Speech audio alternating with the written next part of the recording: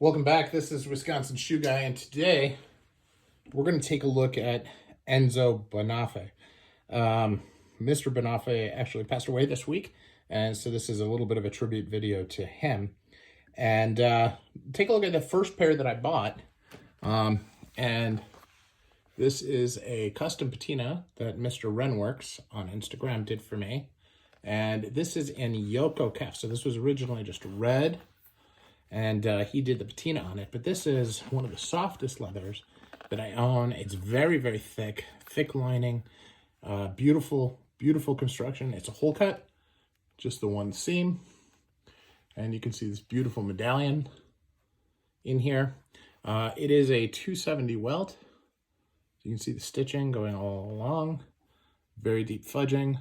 Stitching is very close to the actual upper. And you can see a pretty tight heel as well.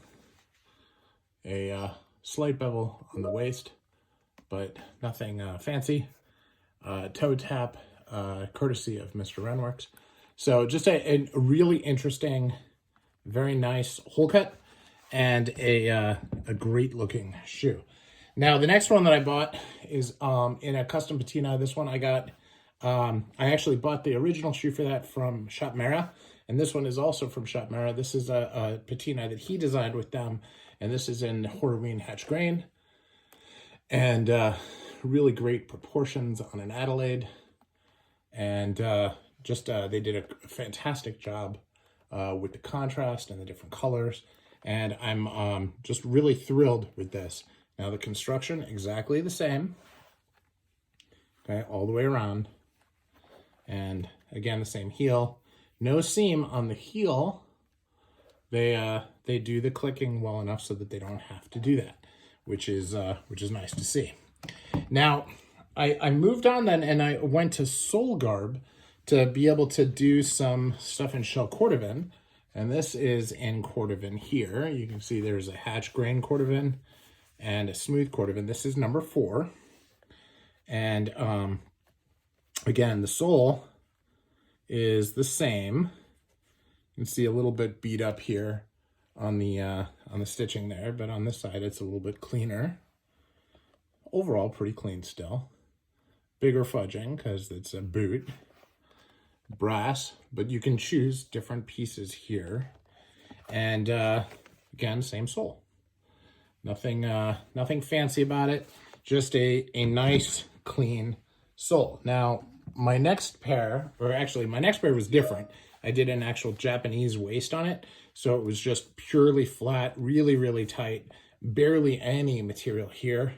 Now this, you can see they actually did a very tight bevel on the waist, and so this is like a 180 welt, and then they did a different stitch type and construction along the waist. So much more like you would get with a much higher end shoe.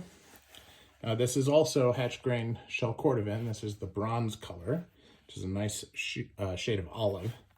And again, I get a little bit of a wax thing there I need to clean up, but they have it so it's seamless. It's cut really, really nice. You know, you get your nice double top line. Now, one of the things that I wanted to do, this one's not laced, and that's because they don't do the hidden eyelets here. And on high-end shoes, and this is one of the lessons I learned with Bonafe, is you don't necessarily need to have them in order for them to be quality and for them to be durable. They do a nice job so that you don't need that, right?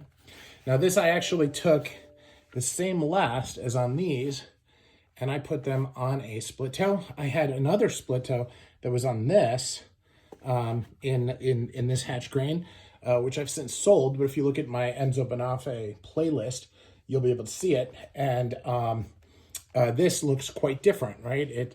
The elongated toe is quite different, and it's a nice change. So this is the 946 last.